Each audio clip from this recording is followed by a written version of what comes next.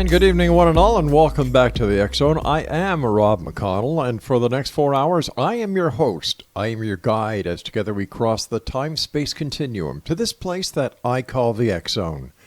It's a place where people dare to believe and dare to be heard. It's a place where fact is fiction and fiction is reality.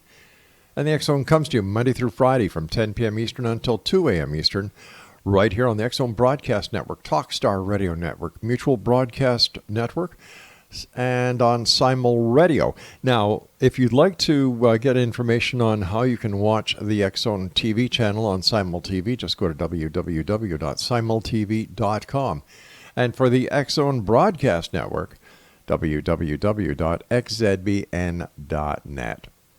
X Zone Nation, my guest this hour is Chrissie Blaze, and Chrissie does media interviews, teaching, and public relations for the Aetherius Society, and was a direct disciple of the Society's founder, yoga master, and ET contactee, the late George King, for 25 years. Now, Chrissie also is an author. Some of her books include Power Prayer, Earth, Astrology's Missing Planet, A Workout for the Soul, Karmic Astrology, Dr. George King, The 12 Blessings, 9 Freedoms, Contact with the Gods from Space, Realize Your Inner Potential, and others. For more information on Chrissie, her website is www.aetherius.org. And Chrissie, you also have your own personal website, don't you?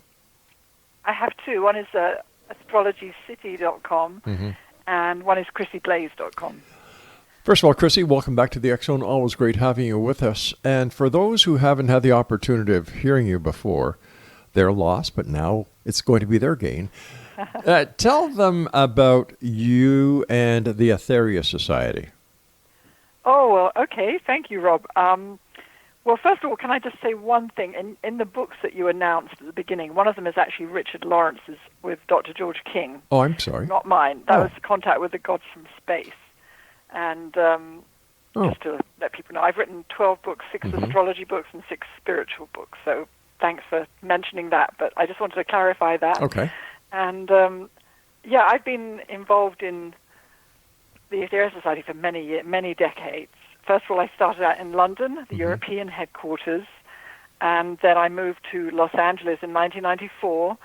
And the reason for the move was because I worked with Dr. George King in London when he used to visit for about 3 months each year, and I would work for him. And then it came to a point in his life where he couldn't really travel that far anymore, so I kind of missed him a lot and decided I'd try and move to Los Angeles, and I did, and met my husband, Gary Blaze, so I was able to stay here in America. And then in 2008, I moved to the Michigan branch in Royal Oak, Michigan, which is quite near where you are, actually. Yes, that's fairly, right, yeah. A couple of hours, a few hours. And again, to be with the Aetherius Society, we're helping to expand in this area. So I've been involved in different places and for a long, long time. And really, I mean, today I think we're talking about astrology mainly, we are, but I just want to say that I've always been one of those people that likes to look up to the heavens. And that means that I love the planets, and I love UFOs because I've seen them and I've been talking about them and researching them for many, many years. So anything that's not so mundane, I love, So astrology fits right in, and the Aetherius Society fits right into that. The extraordinary things I like, the things that aren't every day. And I know that you've had Richard Lawrence on the show recently, and again, you will have him on again soon, I believe. Yes, that's right. Where he would talk a lot about the Aetherius Society. But today, I think we were going to talk about 2020, were we not?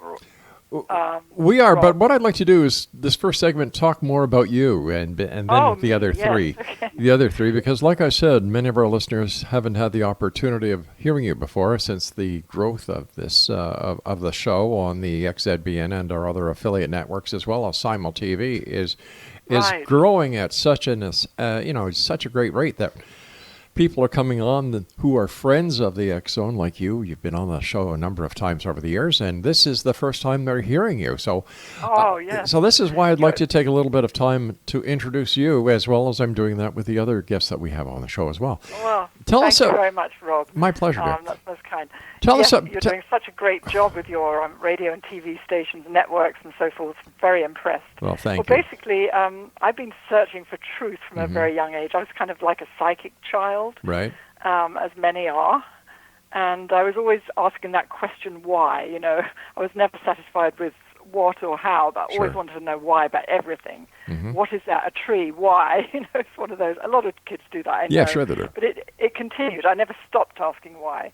So I could never stomach the most of the explanations I got. And that was through religion, through what's going on in the world, through why we're here, and all those big questions. I wanted to know the answer. And I was very intrigued by all the major religions. I looked into them. I became a Christian, and I regard myself now as a kind of like a mystic Christian, but also an Aetherian as well. And I was a Buddhist for a while, and then I went into Theosophy and Rosicrucian. I became a Rosicrucian, and I love them all. I do. But really I was looking for an organization that was very active today. And fortunately, I was introduced to the Aetherius Society, again, at a very young age. I went along to a spiritualist church because I was, again, quite psychic. Right. And I was learning healing there. And one of the speakers came along to talk about the Aetherius Society. I was only 14 at the time. And I found him fascinating.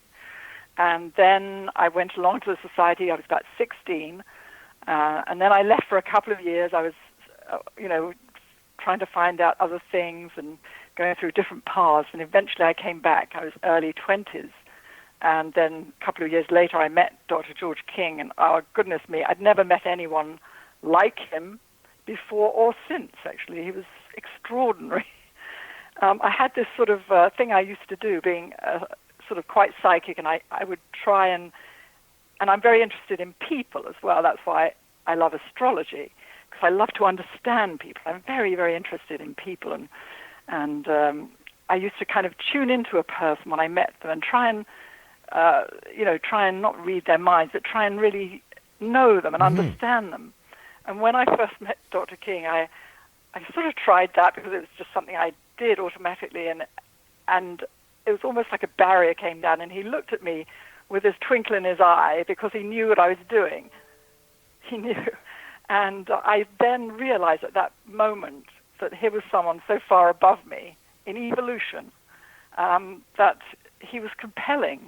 And all the time that I worked with him, along with maybe 50 other people throughout the world, he was always compelling, so fascinating, and so ahead of his time, pulling us onwards into this future, through his inventions and through his wonderful personality and amazing person. So that was my path, was then until he passed away in 1997. My goodness. And then soon after that, a few years after that, we moved to Michigan to continue his work, Gary and I. It sounds like Dr. King and Mr. Hubbard, who was the founder of Scientology, had a number of similarities. Well, I can't really comment on Ron Hubbard. It's safe to say that Dr. George King was. No, I mean as far as the entrepreneurial spirit. Oh, I see. Yes, Yeah. in that way, Yes. definitely yes. But he was. His motivation was always spiritual. Right. In every way, in everything he did. And he wanted to help everyone, from the individual, which he did through healing and teaching healing, to the whole world, which he did through his global healing mission. So I never wanted an ordinary life. I asked my mum when I was a child, why are we here? What are we supposed to do? What am I going to do? And she said, well, you grow up and you get married and you have children and you have a mortgage. And then I burst into tears and I said, I don't want any of that. It just didn't interest me. That's a lot of stress for a little child to hear. Yeah. My goodness. Chrissie, you and I have to take our first break. Please stand by. Exonation, my guest this hour is Chrissie Blaze. For more information about the Aetherius Society, visit www.aetherius.org, and that is AETHERIUS.org, or visit Chrissie's website at chrissieblaze.com. This is the X Zone. I am Rob McConnell. We're coming to you from our broadcast center and studios in Crystal Beach, Ontario, Canada. For more information on the X Zone Broadcast Network, as well as the broadcast schedule, www.xzbn.net, and for our TV channel on the Simul TV network, visit www.simultv.com. Chrissie and I return on the other side of this break. Don't go away.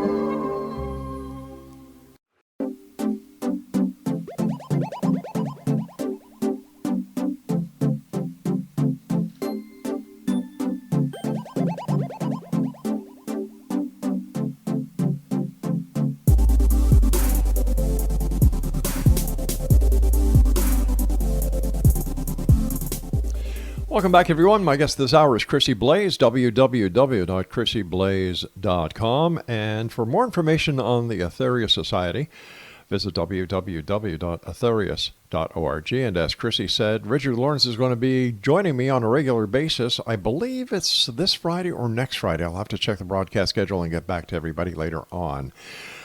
Chrissie, thanks very much for joining us. And before we were talking about you letting the audience get to know who you are and, you know, how you became involved not only in the Aetherius Society, but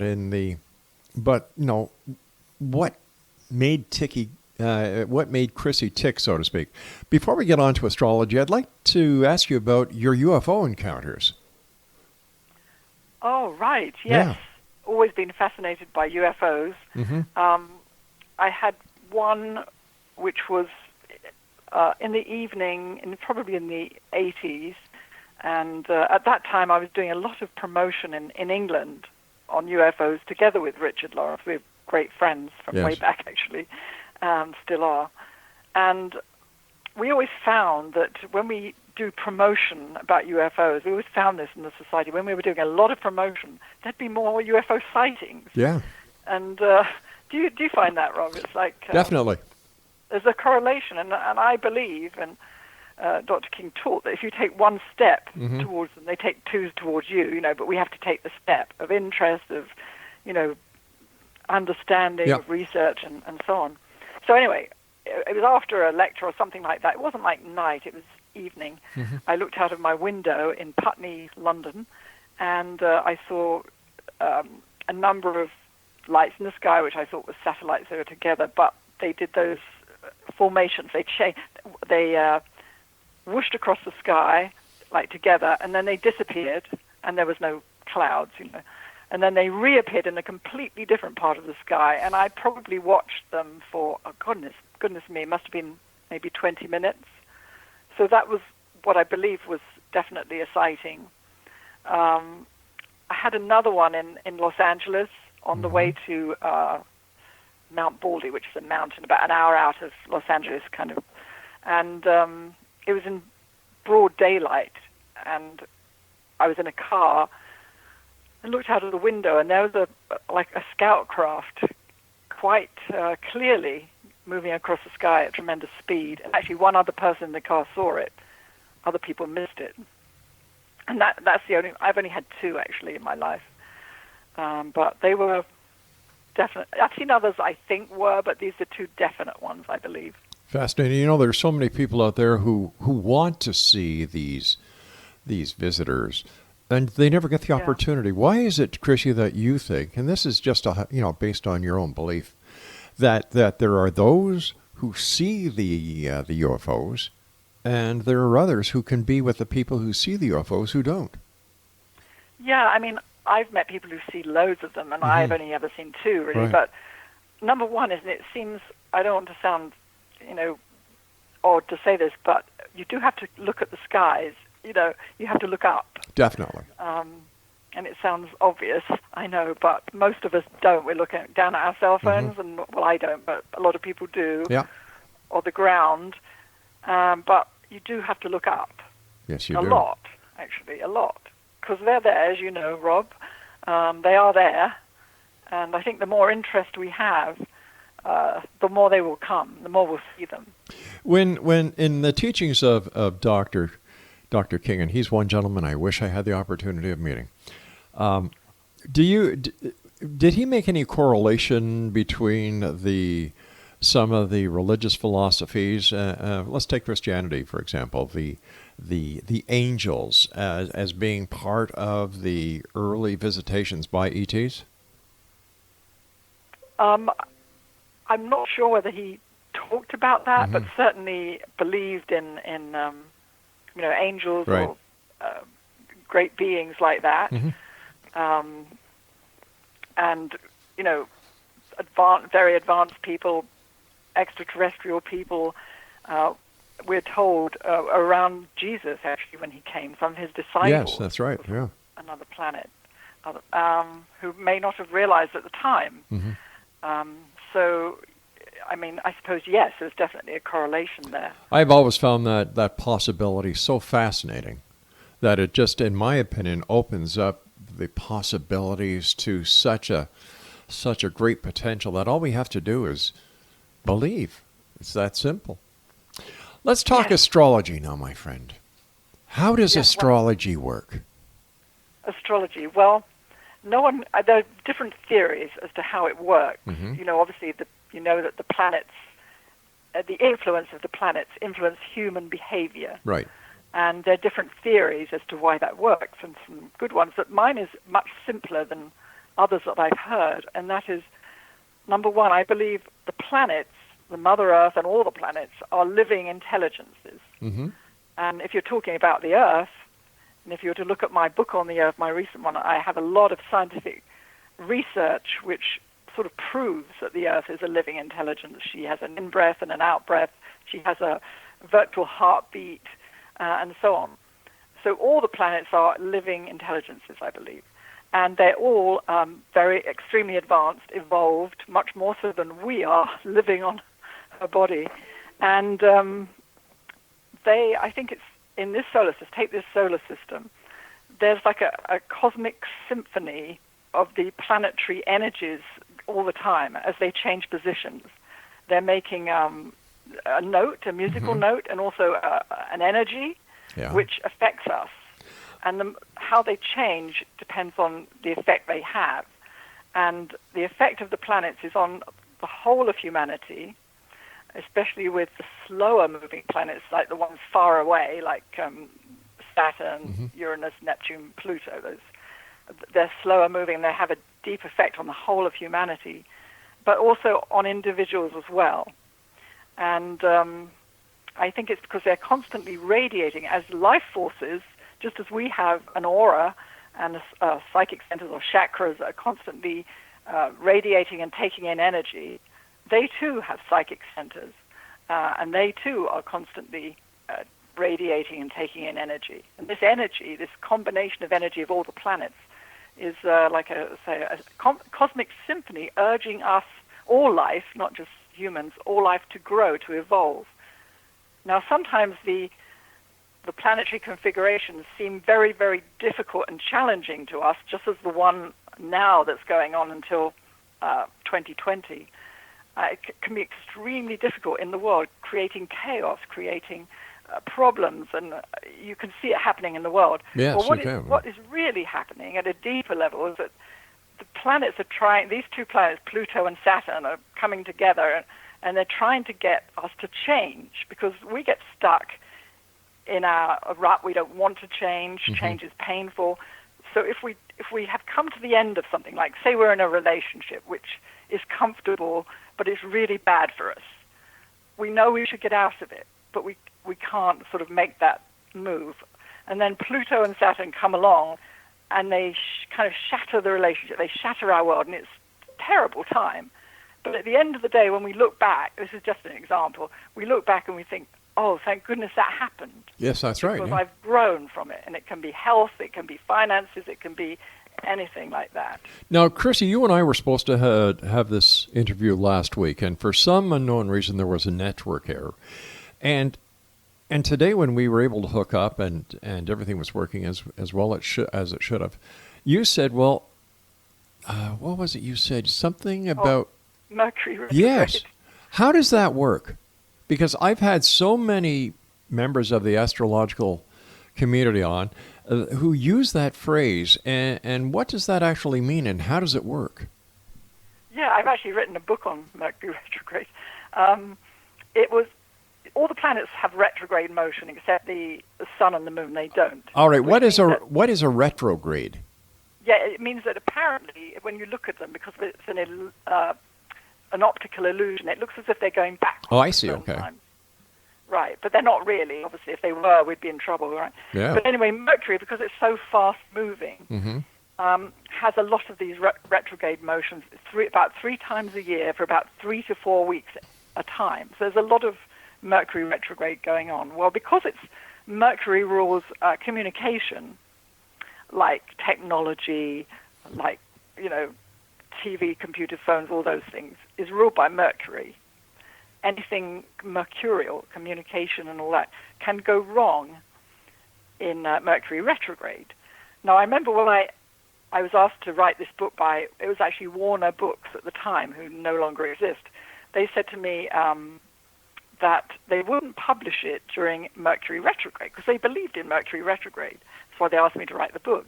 But I said, well, you should, because we can't stop living just because things could go wrong. What we have to do is just be a little bit more cautious. Like if you have something to sign, if you're buying a car or something, and get someone else to read it as well, a lawyer or something, or another person. But don't just stop living. All right, speaking about stuff? And I said, no, I think you should publish during Mercury retrograde. And what happened is that a couple of years after that, they failed. All right, stand by, Chrissie. We've got to do a bit of a cliffhanger here because I have to take my news break at the bottom of the hour. Exonation Chrissie Blaze is our guest this hour, www.chrissieblaze.com.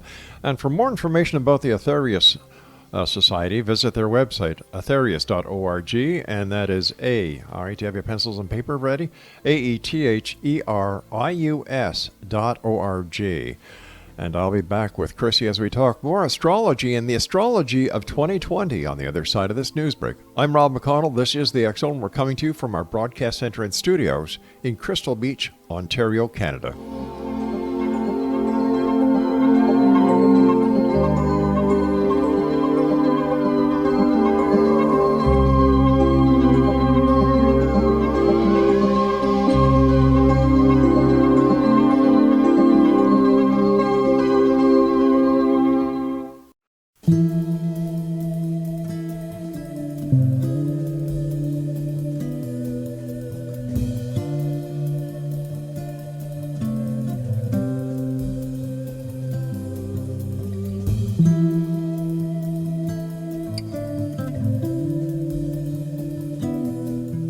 Welcome back, everyone. This is the X Zone. Chrissie Blaze is my special guest, www.chrissieblaze.com, and for the Aetherius Society, aetherius.org. Chrissie, before we went to the news break, we were talking about Mercury in retrograde. And if you'd just like to finish that off, I'd like to get on to another topic. Oh, yes. So it has this bad rap. Even astrologers sort of fear it because things can go wrong.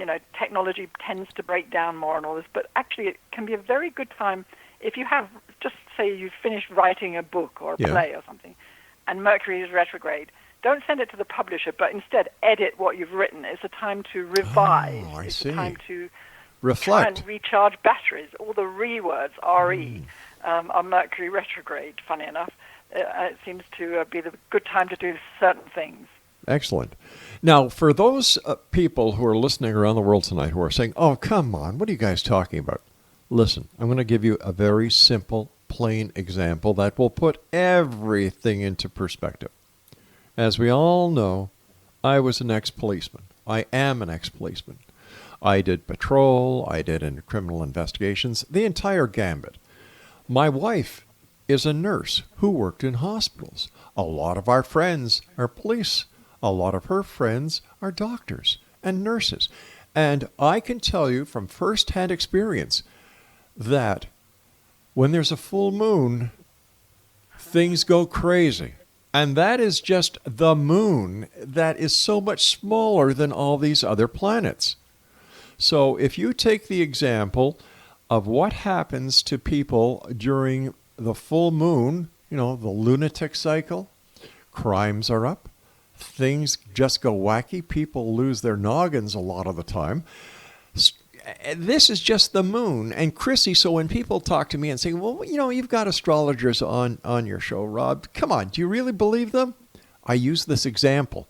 And who's ever a skeptic asking me that question, as soon as I use the lunar example, man, they get it loud and clear. Yeah. That's a good one, Rob.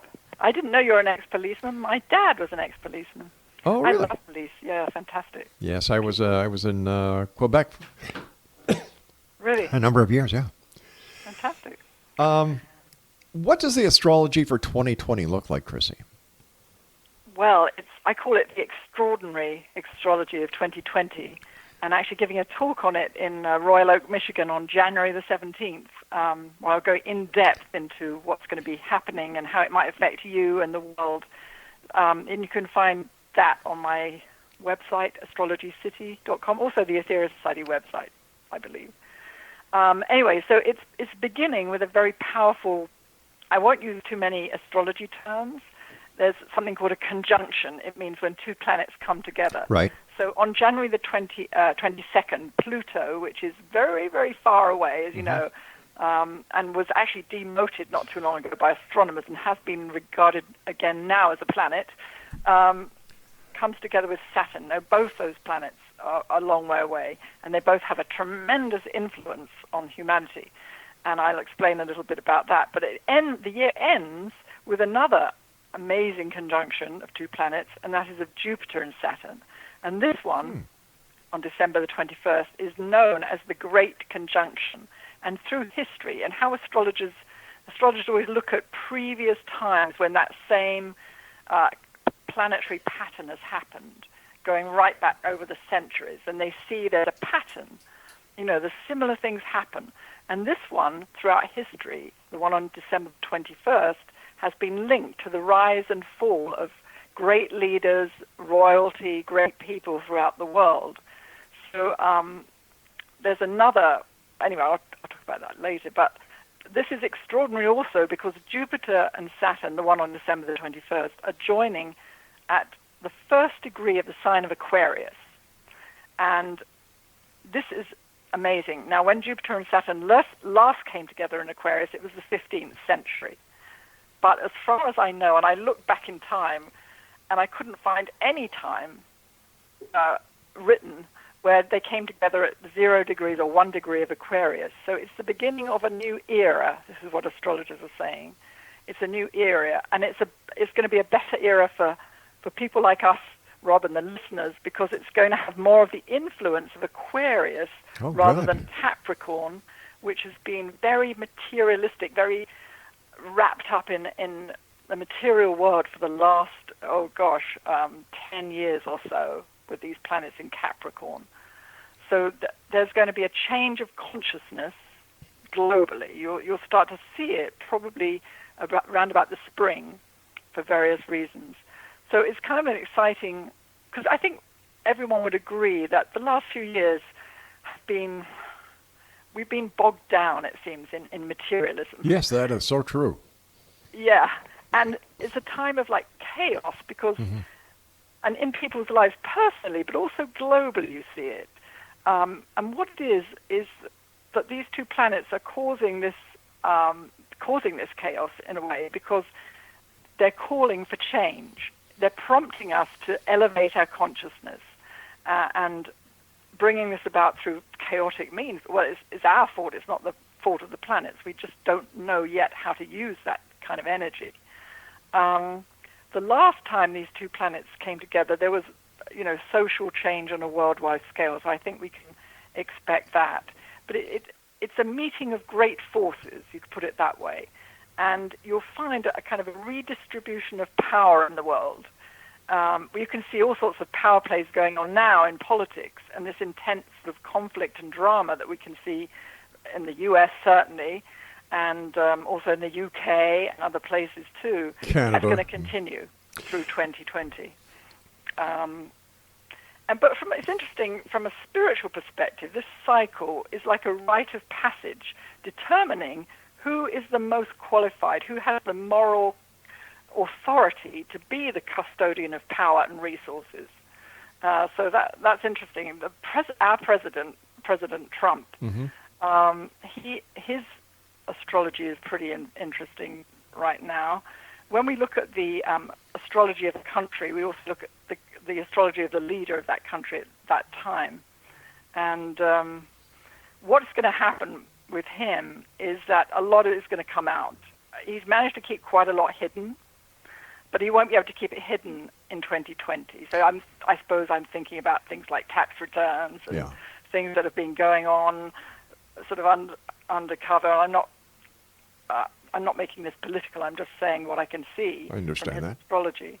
Well, based on the astrology, does the astrology show President Trump winning his seat back in 2020, or is there going to be a shift at the highest place of the U.S. government, which is the president?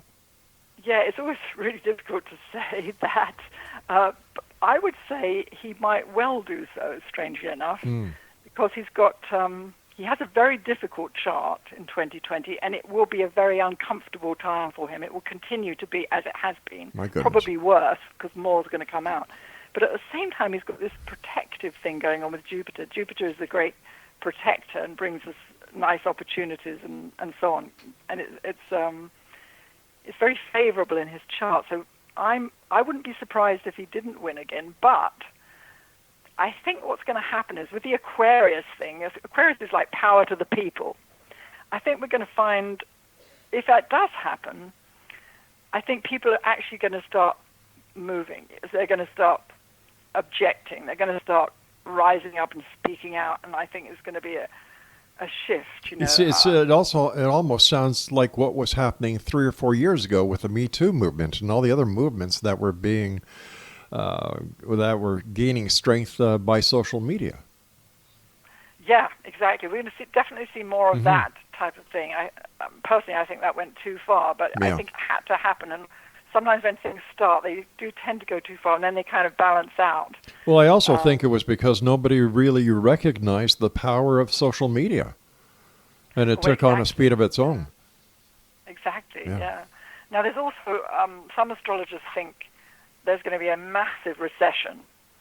Like it's definitely going to be a big reality check there. And then there will be a big reality check with that economy, the global economy, the U.S. economy. Some astrologers think it's going to be like the Great Depression. After all, we have gone in the U.S. from $500 billion deficit to 1.2 trillion, I think it is. Well, that kind of figure, Rob, I mean, one can't even imagine it. No, I can't. No, I really can't. So there's going to be a reality check next year, not only with money, but also with our resources, with the earth. And also, personally speaking, these reality checks are going to affect us with things like our wealth. For example, we might have been spending more than we have. It might be with our health. We might have abused our body for years, and now it's time to start working on it, improving your health. And becoming more conscious of depleting resources, because we use resources on this planet like this, no tomorrow. As you know. So this is going to be a big reality check year. I don't think it's going to be as big a recession as people think, but there will be a wake-up. The reason I don't think it might be as big as they think is that there is Jupiter, as I mentioned, the planet of good fortune, opportunity, protection, moved today, December the 2nd, 2019, into Capricorn. All right, we've got to hold it right there. Another cliffhanger here on the X-Zone with my special guest, a good friend, Chrissie Blaze. Now, if you'd like to find out more about Chrissie, visit 3 websites: astrologycity.com, number 1, chrissieblaze.com, number 2, and Aetherius.org, number 3. This is the X Zone. We'll be back on the other side of this break as we wrap up this hour from our broadcast center and studios in Crystal Beach, Ontario, Canada. When I come back, some very exciting news. Don't go away.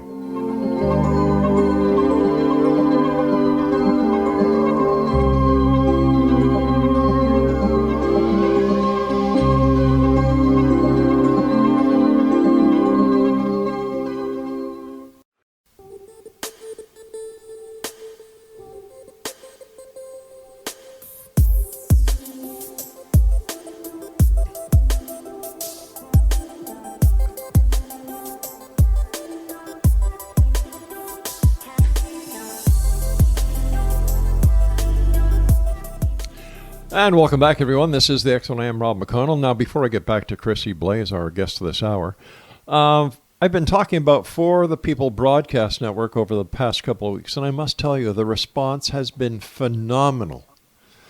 And we are getting to these people as fast as we can to give, well, you're probably saying, okay, I've never heard of the For the People Broadcast Network. Rob, what is it? What we're doing is we're doing something that we call paying forward. Giving back to listeners, giving back to the community by offering a one-time, 1-hour radio show. Free. No gimmicks, no expenses, no nothing. We do the producing. We'll do the editing. We'll do the distribution. We'll get it out there for you. We'll put it up on all our social media sites, and we'll advertise it in the X Chronicles newspaper and our other publications. Once again, totally free. Why? Because I'm sure there are people out there who, and this is the only stipulation that we have to get one of these shows. It has to be something that will positively affect listeners. Plain and simple. If it's an idea on how to help climate control, how to help feed the hungry, how to help the homeless situation in the world, how to better help veterans. That's what we want to hear about. If you want to bring on a guest to discuss this matter with your guest, we'll take care of that for you. All we want to do is get the word out there that there are people like Chrissie, who does a lot of work helping people. I know this for a fact. And the other guests that we have here on the X Zone. We want to give you, the listener, the opportunity of getting your message out there to the world. If you would like to participate in this pay forward system that we have here at the REL-MAR McConnell Media Company, all you need to do is go to www.ftpbn.com. All the information is there. That's www.ftpbn.com. That's our way of saying thank you for being part of the X Zone Nation. Thank you for caring about the people that live on this planet. Thank you for wanting to be part of the solution instead of the problem. And once again, that's www.ftpbn.com. Chrissie Blaze is my guest, www.astrologycity.com, www.chrissieblaze.com, and for more information on the Aetherius Society, www.aetherius.org. First of all, Chrissie, before we go any further, I want to thank you very much for your time. Thank you for all the hard work that you do, because like I said, I know for a fact that many things that you do are done out of love and done because you want to make a positive difference in this world of ours. So thank you for that. Oh, that's very nice of you. And thank you, Rob, for having me on the show. But also, thank you. I think it was a fantastic idea of yours, of paying forward. What a great idea to make a fantastic difference in the world, really. I thank you for that. You know, I watch the news as I'm having my morning coffee at about 5 o'clock in the morning. And you know, I've never looked at a glass and said it's half empty. I've always said it's half full. My wife and my kids say, Dad, honey, you're always looking at the brighter side of life. Well, I believe that there is a bright side of life, and it hurts me to think that there are people out there who deliberately go out of their way to darken it. And I figured if I with all the experience I have in the media, cannot help make a positive difference, what am I doing this for? Exactly. You know? I mean, that's fantastic, though. I mean, media gets such a bashing all the time, and yet so much good is done, too, and you're a prime example of that. Bless you. Bless you. Definitely. Well, like I said, thank you for all you do, and we're going to have Richard Lawrence on. Craig's not sure if it's this week or next week, but he's going to be on every 2 weeks. And yeah, that's fantastic. Yeah, and we're going to bring other members of the Aetherius Society on to talk and get the positive word that the Aetherius Society does. You know? So this is what I mean. Yeah, it's a fantastic organization. It is. It is, and we're very happy to be involved in some manner to work with you people in getting the global mission out there that Dr. King started so many years ago. All right, I have to ask you this. Chrissie. Are there people who were born in the Saturn, Pluto, planetary, what would we call it? Configuration, the conjunction, yes. Right, that you can tell us about who were... Yeah, it's interesting because obviously when a child is born, actually I wrote a book called Baby Star Signs, because when you're born, you're given a gift from the cosmos, which is your birth chart. And it's like a journey, a map of your destiny, if you like, of your potential, of your destiny. Right from day one, the universe gives you this gift. And if, for example, like now, Saturn and Pluto are coming together in Capricorn, any baby born now will have that same thing in their chart. Does that make sense? It does. And over the years, babies have been born with that particular configuration. And astrologers look at patterns of people. They look at famous people and so on. And what we found is that this particular conjunction is about a lesson about the right use of power in someone's life. So it can be a very positive thing, like you have the power in the media and you're using it in a very positive way. But on the other hand, this power is also associated with the opposite, corruption, abuse, and so on. Right. So I looked at people in the world who had this, famous people, and found that many of the richest people in the world were born under this. People like David Rockefeller was born under that, one of the most influential bankers in the world, I think. Rupert Murdoch, head of a massive media empire. Bill Gates, founder of Microsoft. Also, countries, too, come under this, and Saudi Arabia came under that conjunction. Of course, we know they possess some of the largest supplies of oil in the world. That's power. So, if you like, the people born with these planets in configuration, like the children being born now, for example, can be custodians of power and resources. So there's great hope, actually, for the babies being born now, that they will take on this. But what's really needed for them to be positive custodians of power is integrity.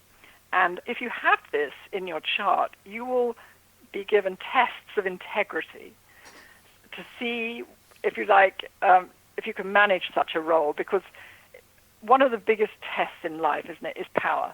And that comes in the form of money, comes in the form of position, and they say on the spiritual path that is like the biggest test. It's not bad to have power, it's not bad to have money, it's great, but it's what we do with that power, and what we do with that money, and what we do with that position. And that's what the tests that will come for people with that particular configuration. Is that clear? It does. It does. But when you were saying about Saudi Arabia being rich because of the oil, what would happen if other forms of energy were to make it? For example, solar energy and cars using an alternative fuel source. Saudi Arabia. That's a very interesting question, isn't it? I mean, right now they're exceedingly rich, and they always have this potential with that particular configuration to have wealth. So if they didn't have it in that respect, they would have the opportunity somehow to gain it in another way. And the test will be how they handle that. They'll be desperate to get that power because that's inherent within them, if you like. I understand. But it's keeping that moral compass, moral authority. What that would be it. What would happen if someone who was adopted, let's say, and their date of birth, time of birth, is not known, and this has happened many times through adoption agencies, how can one get their astrological chart done then? You can, yeah. I mean, some astrologers can find out. It's a very lengthy process, and a few astrologers will do that. But you know what? The planets don't move very quickly apart from Mercury and the Moon. And the rising sign. The rising sign is the ascendant. It's a sign that was rising when you were born. That changes every 2 hours. So what you can do is you can set up a chart. Say you know whether it was the morning or afternoon. That helps, you know. You can set up a chart, and you can give a reading from that chart, even though the rising sign, because it moves every 2 hours, it might be off. It might be in another rising sign. But the rising sign is our physical body, amongst other things. So I've found I can look at a picture of someone or see someone, a client, and ask them questions about their health. That's ruled by the rising sign and their physical body. And you can sort of determine what it might be. And then the other planets, because they move pretty slowly, you can still give a very good reading. Chrissie, I hate to do this, but our time is up for today. Please come back and visit us again soon. It's always a great pleasure talking to you. Now, I don't know if we'll have the opportunity of speaking to you before Christmas, but to you, Gary, your friends and your family, from everyone here, to you all, a very Merry Christmas and a wonderful New Year. Oh, the same to you, Rob. Thank you so much, and love to you and Laura and all your family. Thanks very much, Chrissie. Take care. And Exonation, if you'd like to find out more about Chrissie Blaze, astrologycity.com, chrissieblaze.com. And for more information on the Aetherius Society and Richard Lawrence, who's going to be joining me on a frequent basis, a regular basis here on the X-Zone, visit aetherius.org. I'll be back on the other side of this commercial at 6.5 minutes past the top of the hour as we continue here in the X-Zone with yours truly, Rob McConnell, from our broadcast center and studios in Crystal Beach, Ontario, Canada. Don't go away.